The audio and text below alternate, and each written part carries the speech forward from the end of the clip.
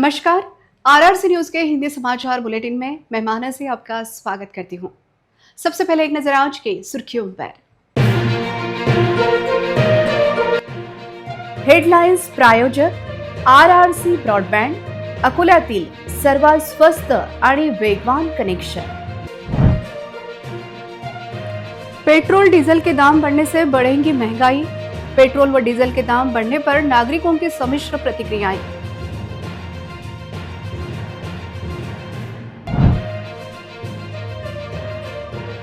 Open space की जगह पर निर्माण की गई बड़ी इमारत, स्थानीय नागरिकों के हक की जगह पूरी तरह बंदिस्त।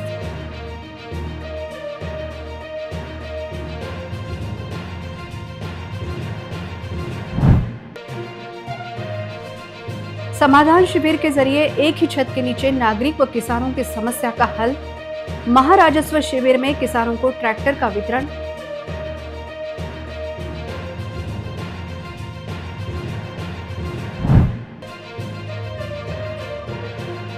किसान की गौशाला को किसी अज्ञात ने जानबूझकर लगाई आग। आग में 45 बकरियों की जलकर मौत, किसान का बड़ा नुकसान।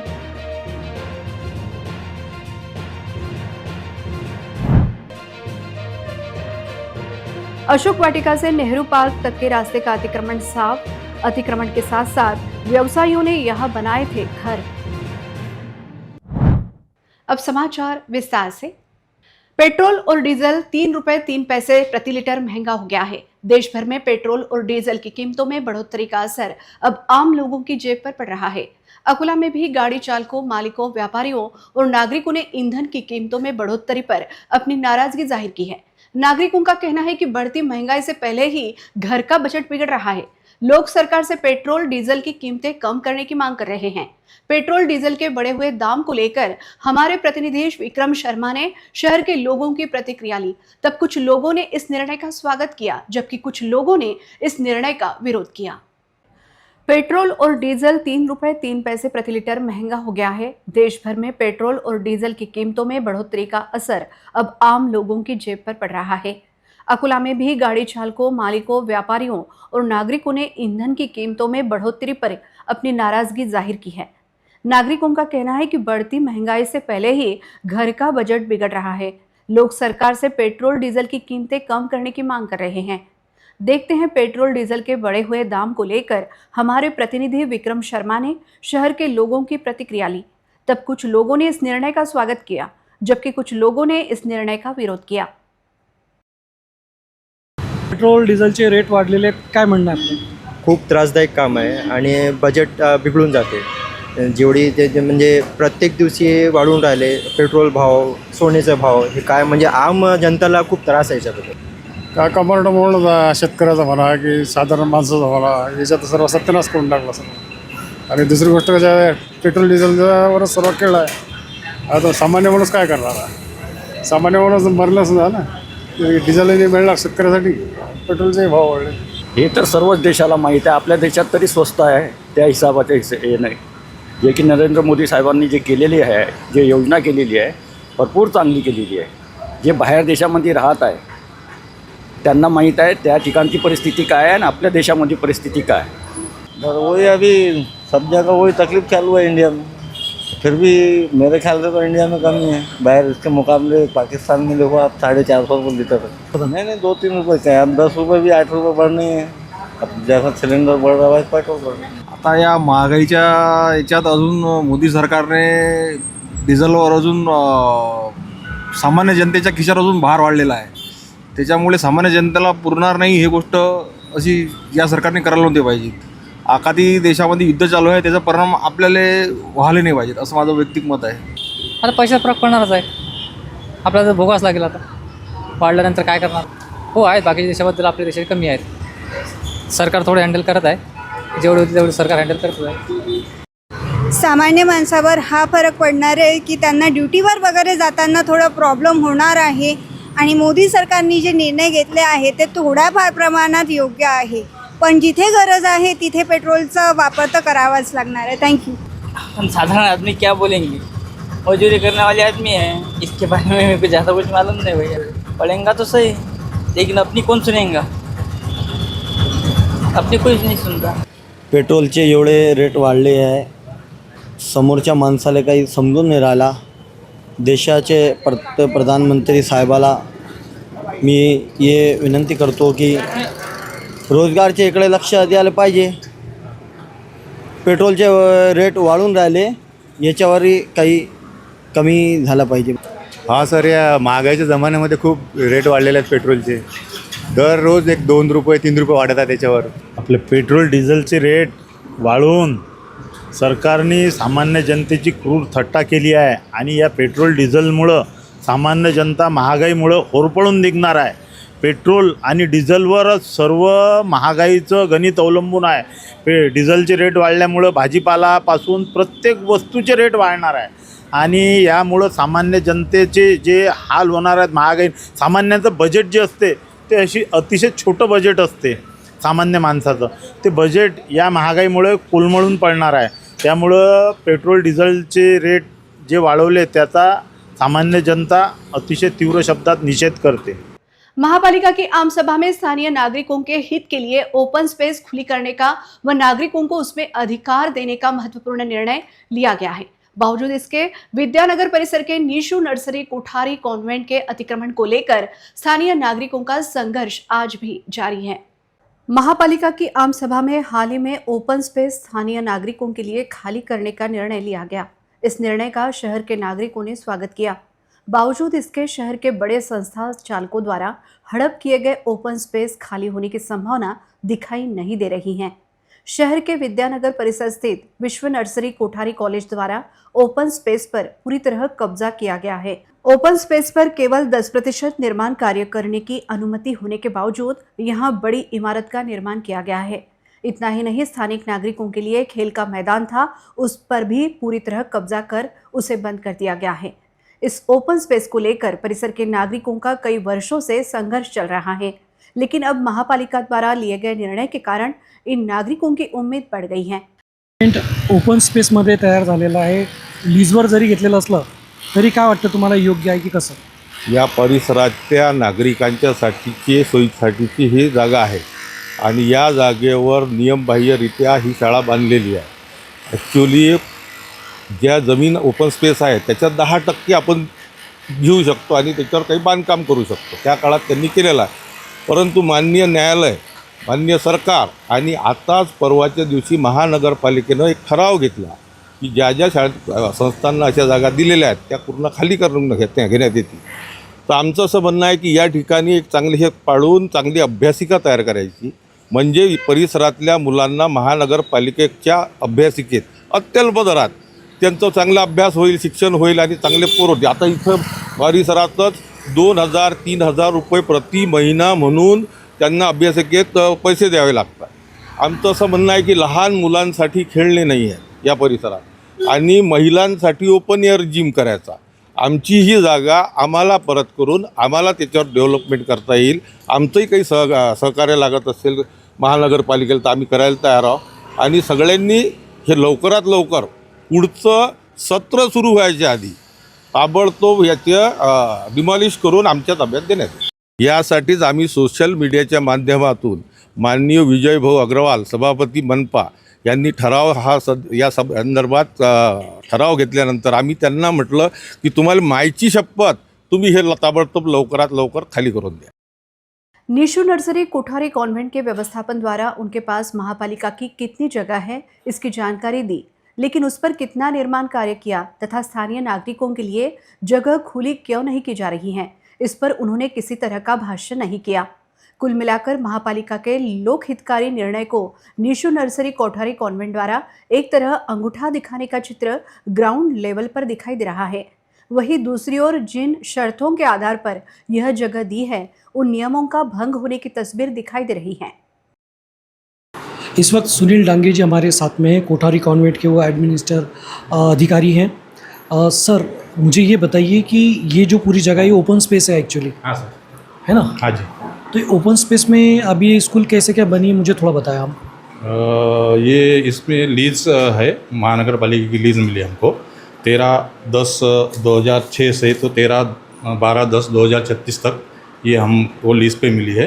तो यहाँ पे हम लोग लीज पे स्कूल चालू है. इसके चार्जेस कितने पे किए हुए? तो चार्जेस तो सारे डिटेल्स सर मैनेजमेंट के पास में है, सेक्रेटरी प्रेसिडेंट भार्गव है, आने के बाद मैं आपको इसका डिटेल बता दूंगा। छत्रपति शिवाजी महाराज महाराजस्व अभियान के जरिए लोगों की शिकायतों को हल करने और सरकारी सेवाएं पाने की प्रक्रिया ने रफ्तार पकड़ ली है। सांसद अनूप धोत्रे ने आज यहां कहा कि इस अभियान के तहत ग्रामीण इलाकों में किसानों और जमीन से जुड़े लंबित मामलों को प्राथमिकता के आधार पर हल किया जाना चाहिए। वे नियोजन भवन में अकोला और कोलखेड़ मंडलों के लिए आयोजित महाराजस्व अभियान समाधान शिविर के उद्घाटन पर बोल रहे थे। विधायक वसंत खंडेलवाल, जिलाधिकारी वर्षा मीना, उपजिलाधिकारी विजय पाटिल, तहसीलदार कुणाल झाल्टे और कई वरिष्ठ राजस्व अधिकारी मंच पर मौजूद थे। ये शिविर मार्च से अकोला तालुका के 12 राजस्व मंडलों में सफलतापूर्वक आयोजित किए जा रहे हैं। अब तक 7/12 फेरफार और अलग अलग तरह के 15,000 से ज़्यादा सर्टिफिकेट बांटे जा चुके हैं। अभियान के स्तर पर लोगों को सरकारी सेवाएं उपलब्ध कराई जाएगी। कृषि यांत्रिकीकरण योजना के माध्यम से चुनिंदा लाभार्थियों को ट्रैक्टर की चाबियां सौंपी गई। इस शिविर में राजस्व विभाग के विविध शासकीय कार्यालय द्वारा अपने स्तर लगाए गए थे। अकोला तथा कोलखेड़ मंडल के नागरिकों ने तथा किसानों ने इस शिविर में बड़ी संख्या में उपस्थित रहकर अपनी समस्या रखी। वाशिम जिले के तोरणाला गांव में रात के समय एक किसान की गौशाला में भीषण आग लग गई। आग में किसान की गौशाला जलकर राख हो गई। आग में झुलसने से 45 बकरियां मर गई, जबकि एक बैल गंभीर रूप से झुलस गया। इस घटना में किसान का लाखों रुपए का नुकसान हुआ। यह आग लगी नहीं बल्कि किसी ने जानबूझकर लगाई, ऐसा आरोप हो रहा है। वाशिम के तोरणाला गांव में किसान सुभाष काशीराम मुठाल की गौशाला में रात के समय अचानक आग लग गई। आग इतनी भयंकर थी कि कुछ ही पलों में पूरी गौशाला आग की लपटों में घिर गई। गौशाला में बंधी 45 बकरियां आग में जलकर मर गई, जबकि एक बैल पूरी तरह से झुलस गया है। इसके अलावा गौशाला में रखी करीब 20 क्विंटल हल्दी, मोटर पंप, केबल, पाइप और खेती का सामान जलकर राख हो गया। इस आग में किसान को करीब 3 से 4 लाख रुपए का नुकसान होने का अनुमान है। इस बीच किसान सुभाष मुठाल ने शक जताया है कि आग लगी नहीं बल्कि किसी ने जानबूझकर गौशाला में आग लगाई है। इस मामले में शिकायत दर्ज करने की प्रक्रिया चल रही है। शहर के अशोक वाटिका से नेहरू पार्क जाने वाले रास्ते के दोनों छोर पर बड़े प्रमाण में व्यवसायियों द्वारा किया गया अतिक्रमण हटाने की कार्रवाई आज की गई। शहर के अशोक वाटिका से लेकर नेहरू पार्क की ओर जाने वाले रास्ते के दोनों छोर पर व्यवसाय करने वाले व्यवसायियों ने अपने व्यवसाय के साथ साथ छोटे छोटे आशियाने भी बनाकर रखे थे। इस अतिक्रमण के कारण रास्ते का यातायात बाधित हो रहा था। अतिक्रमण धारकों को ये अतिक्रमण हटाने की सूचना भी दी गई थी। बावजूद इसके अतिक्रमण न हटाने के कारण आज शुक्रवार को महापालिका के अतिक्रमण हटाओ विभाग द्वारा यह अतिक्रमण हटाने की कार्रवाई की गई। इस पूरे रास्ते के दोनों छोर पर किया गया अतिक्रमण हटाने की कार्रवाई आज की गई। कार्रवाई के दौरान अपना अतिक्रमण बचाने के लिए इन व्यवसायियों में एक ही भागम भाग मच गई थी। वाशिम शहर में पाटनी चौक और छत्रपति शिवाजी महाराज चौक के बीच सड़क के काम से पहले ही काम की क्वालिटी को लेकर विवाद हो गया है। सड़क के दोनों तरफ बन रही नालियों की क्वालिटी खराब होने का आरोप लगाते हुए परिसर के नगर सेवक पूरन बदलानी ने चल रहे काम को रुकवा लिया है। वाशिम शहर में पाटनी चौक से छत्रपति शिवाजी महाराज चौक तक मेन रोड पर सड़क के काम से पहले बड़ी नाली का निर्माण कार्य शुरू किया गया है, लेकिन वार्ड क्रमांक 6 के ठाकरे सेना के नगर सेवक पूरन बदलानी ने आरोप लगाया है कि निर्माणाधीन नाली के काम की क्वालिटी अत्यंत खराब है और निर्माण कार्य में हल्के दर्जे का मटेरियल इस्तेमाल किया जा रहा है। इस बीच काम की जगह पर जाकर उन्होंने संबंधित ठेकेदार और अधिकारियों से बहस की। नगर सेवक पूरन बदलानी ने चेतावनी दी कि जब तक अच्छी क्वालिटी का काम नहीं होगा हम यह काम नहीं होने देंगे। फिलहाल काम रोक दिया गया है। घटना के बाद परिसर के नागरिक इस नाली के निर्माण कार्य की क्वालिटी को लेकर चर्चा कर रहे हैं। नगर सेवक बदलानी ने कहा कि इस घटिया काम के खिलाफ नगर पालिका के मुख्य कार्यकारी अधिकारी तथा जिलाधिकारी के पास भी शिकायत करेंगे। नगर सेवक की इस भूमिका को लेकर नगर पालिका प्रशासन तथा संबंधित ठेकेदार क्या भूमिका लेते हैं, इस ओर सभी की निगाहें टिकी हैं। घटना को लेकर नगर सेवक ने जानकारी दी। माझ्या वार्ड क्रमांक 6 मध्ये पाटणी चौक ते शिवाजी महाराज पुतळ्यापर्यंत रोडचं काम सुरू झालेलं आहे। त्याच्या बाजूनं 2 नाले आहेत। नाल्याचे जे काम होऊन राहिलं ते अतिशय खराब होऊन राहिलं आणि त्याच्यामध्ये जे बेड आहे ते बेड 4 इंचाचा पाहिजे, पण ते 2 इंचाचा वरचं बेड नाही। कुपिंग पण 4.5 इंचाची पाहिजे, कुपिंग पण 2 इंचाचा वरी नाही आणि त्याला पाणी नाही, काय नाही। निष्ठुर दर्जाचं काम सुरू आहे मी संबंधित अधिकाऱ्यांना आणि ठेकेदार हेच म्हणतो की जेव्हापर्यंत हे काम बरोबर होत नहीं तोपर्यंत मैं ये काम थांबवलेला है। अकोला में दिन ब दिन बढ़ते तापमान से आम नागरिक हैरान हैं। खासकर ऑटो रिक्शा ड्राइवर, मजदूर और रास्ते पर व्यवसाय करने वाले व्यवसायियों को भीषण गर्मी के कारण बहुत मुश्किलों का सामना करना पड़ रहा है। यह देख नागरिक उनके लिए हमदर्दी दिखा रहे हैं। अकोला शहर में तापमान दिन ब दिन बढ़ता जा रहा है। सुबह से ही गर्मी महसूस हो रही है। दोपहर में सड़कें सचमुच गर्म हो रही हैं। ऐसे में ऑटो रिक्शा चालक, बांधकाम मजदूर और दिहाड़ी मजदूरों को बहुत मुश्किलों का सामना करना पड़ रहा है। भीषण गर्मी में ऑटो रिक्शा चलाकर यात्रियों की सेवा करने वाले ड्राइवर पसीने से तरबतर हो रहे हैं। दूसरी ओर बांधकाम साइट, बाजार और दूसरी कई जगहों पर काम करने वाले मजदूर भी चिलचिलाती धूप में काम करते दिख रहे हैं। कई मजदूर सिर पर कपड़ा बांधकर काम कर रहे हैं, तो कुछ मजदूरों ने कहा कि उन्हें अपने परिवार का पेट पालने के लिए इस धूप में काम करना पड़ रहा है। इस बीच डॉक्टर लोगों को सलाह दे रहे हैं कि वे दोपहर के समय जरूरी काम के अलावा बाहर न निकले। वे खूब पानी पीने और हीट स्ट्रोक से खुद को बचाने की भी अपील कर रहे हैं। पूरे देश में केमिस्ट एसोसिएशन ने 20 मई को हड़ताल का आह्वान किया है, लेकिन अकोला में चर्चा है कि इस हड़ताल की आड़ में Akola chemist and druggist association में अंदरूनी सत्ता की राजनीति और कालाबाजारी को छिपाने की कोशिश की जा रही है। हड़ताल के नाम पर इस तरह मरीजों को परेशान करना अकोला के लोगों की जान के साथ खिलवाड़ है, जिसे लेकर नागरिकों में संतप्त प्रतिक्रिया उमड़ रही है। पूरे देश में यह हड़ताल ऑनलाइन फार्मेसी के विरोध और कई दूसरी मांगों को लेकर की जा रही है। हालांकि अकोला में इस हड़ताल के गंभीर नतीजे होने की संभावना है। जब शहर के बड़े मल्टी स्पेशलिटी अस्पतालों में पहले से ही दवाइयों की कमी है, तो क्या यह एसोसिएशन अब सभी दुकानें बंद करके मरीजों को मौत के मुंह में धकेल देगी? यह सवाल उठ रहा है। अकोला जिले और शहर में हजारों मेडिकल स्टोर है।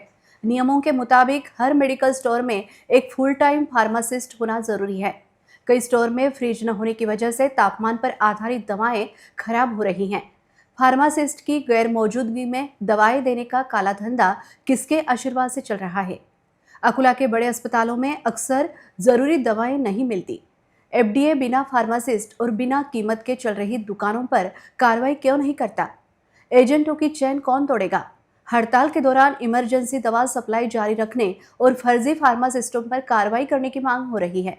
अब समय आ गया है कि प्रशासन अकोला के दवा बाजार में इस अप्राकृतिक गठजोड़ और मरीजों की लूट को रोकने के लिए सख्त कदम उठाएं। स्वराज्य रक्षक छत्रपति संभाजी महाराज की जयंती के अवसर पर शहर में छावा संगठन की ओर से एक विशाल रैली निकाली गई। इस रैली में छत्रपति श्री संभाजी महाराज की जीवनी पर आधारित प्रसंग की झांकियां प्रस्तुत की गई। स्वराज्य रक्षक छत्रपति संभाजी महाराज की जयंती के अवसर पर शहर में छावा संगठन की ओर से गुरुवार की शाम एक विशाल रैली निकाली गई। इस रैली में जनप्रतिनिधियों ने भी शिरकत की।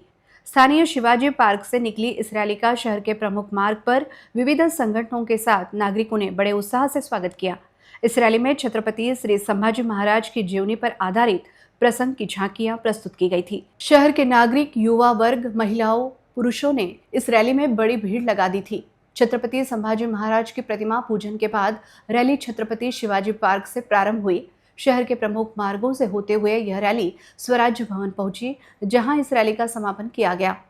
देखते हैं इस रैली की एक झलक।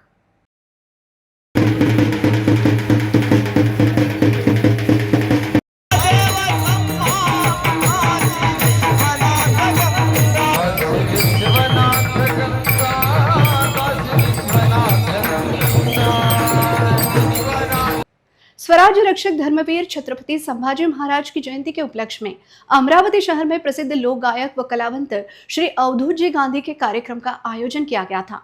इस कार्यक्रम का लाभ शहर के हजारों शिव शंभू प्रेमियों ने लिया। धर्मवीर छत्रपति संभाजी महाराज के 370वें जन्मोत्सव के चलते अमरावती में छत्रपति संभाजी महाराज स्मारक समिति व शोध प्रतिष्ठान की ओर से आयोजित मानव वंदना कार्यक्रम व लोक गायक अवधूत जी गांधी के भक्ति शक्ति संगम समारोह में हजारों अम्बा नगरी वासियों ने अपनी उपस्थिति दर्ज की। छत्रपति श्री संभाजी महाराज का आदर्श आज के युवकों ने लेना चाहिए। स्वराज्य के लिए दिया गया उनका बलिदान इतिहास में स्वर्ण अक्षरों से लिखा गया है। उनकी शौर्य गाथा आज की युवा पीढ़ी को प्रेरणादायी है। ऐसा प्रतिपादन विधायक सुलभाताई खोड़के ने किया। लोक गायक श्री अवधूत जी गांधी ने छत्रपति संभाजी महाराज के जीवन पर आधारित एक से बढ़कर एक गीत प्रस्तुत कर उपस्थित सभी को मंत्रमुग्ध किया। इस अवसर में परिसर में की गई आकर्षक रोशनाई, प्रकाश की व्यवस्था, सजावट, ढोल पथक आदि कार्यक्रम का आकर्षण रहे। इस अभूतपूर्व कार्यक्रम का लाभ हजारों नागरिकों ने लिया। देखते हैं इस कार्यक्रम की एक झलक।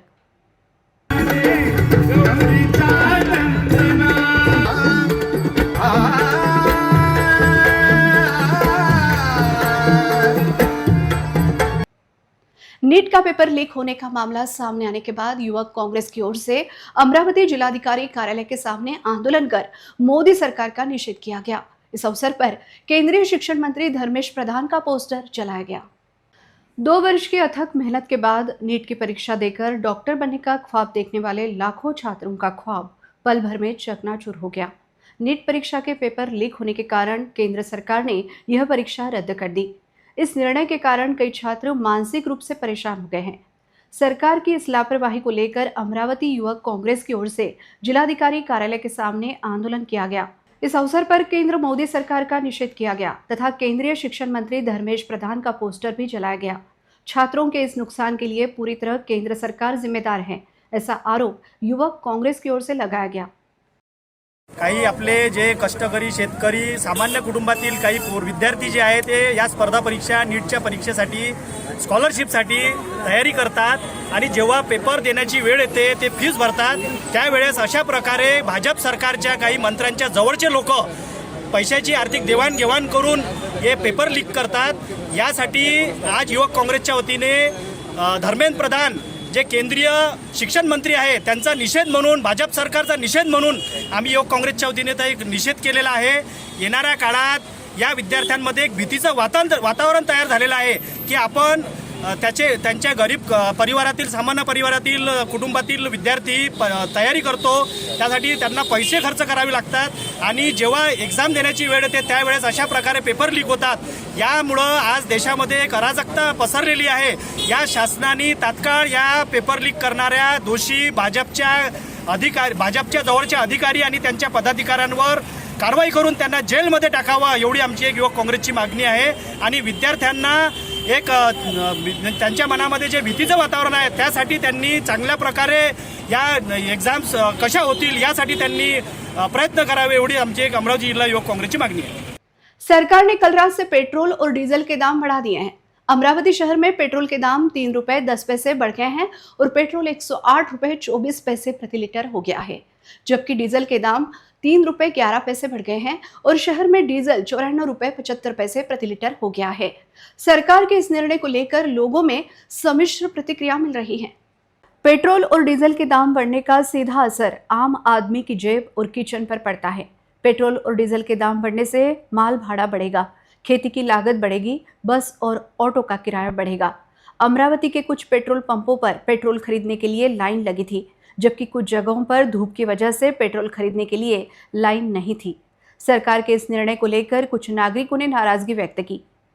पेट्रोल आणि डिझेलचे भाव वाढल्यामुळे हे भाव कधीपासून लागू झाले आपण पेट्रोल पंपावरील अटेंडंटना विचारूया। काल रात्री 12च्या नंतर लागू झालेले आहे।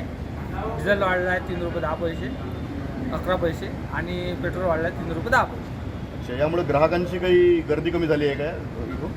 नाही, आता लोकांना माहिती व्हायचं आहे। थोडं होईल गर्दी कमी। ओके, यांनी या ठिकाणी सांगितलं आहे पेट्रोल आणि डिझेलच्या दरामध्ये रात्रीपासून वाढ झालेली आहे।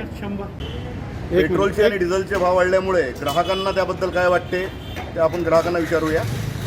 काय वाटते का तुम्हाला पेट्रोल आणि डिझेलचे भाव वाढल्यामुळे?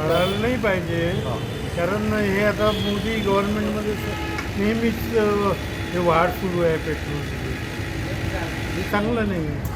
तुम्हाला काय समस्या आहे मग? म्हणजे 3 रुपये भाव वाढल्यामुळे आता समस्या आहे, फायनान्शियल प्रॉब्लेम होती।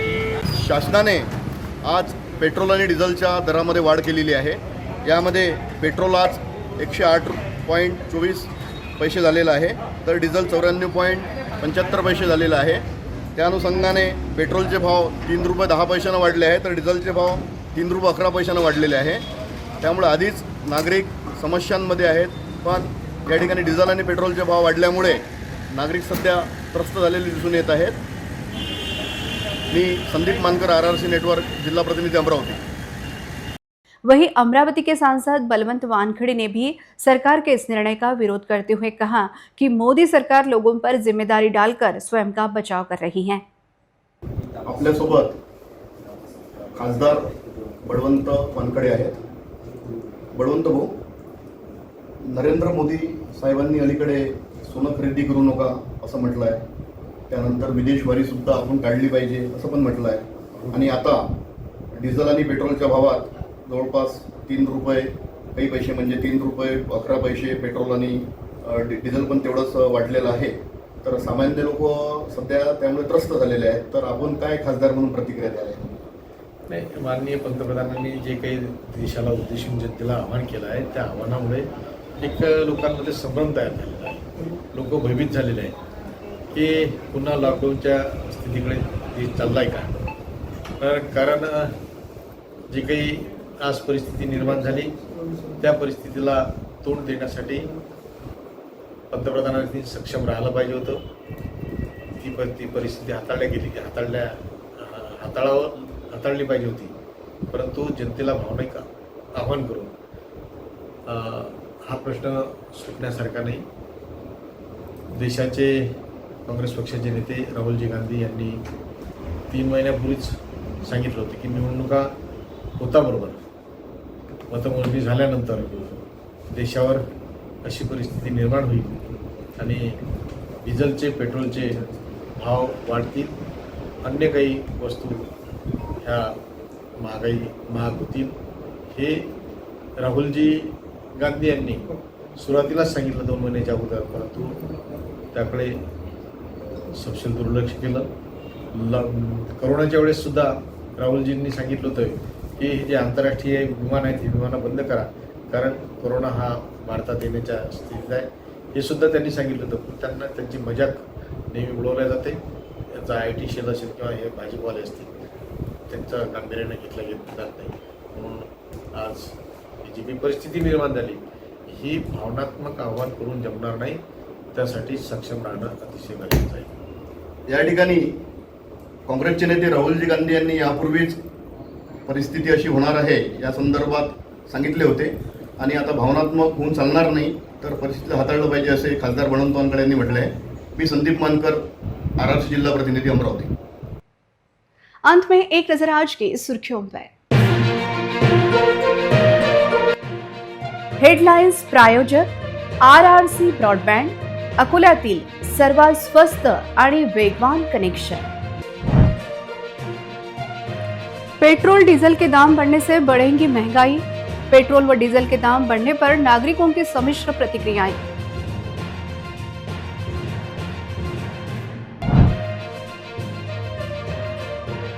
ओपन स्पेस की जगह पर निर्माण की गई बड़ी इमारत, स्थानीय नागरिकों के हक की जगह पूरी तरह बंदिस्त।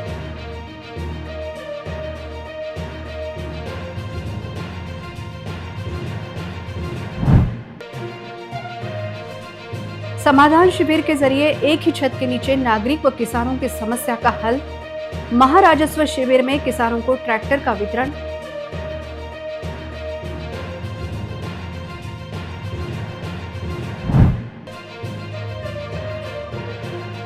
किसान की गौशाला को किसी अज्ञात ने जानबूझकर लगाई आग, आग में 45 बकरियों की जलकर मौत, किसान का बड़ा नुकसान।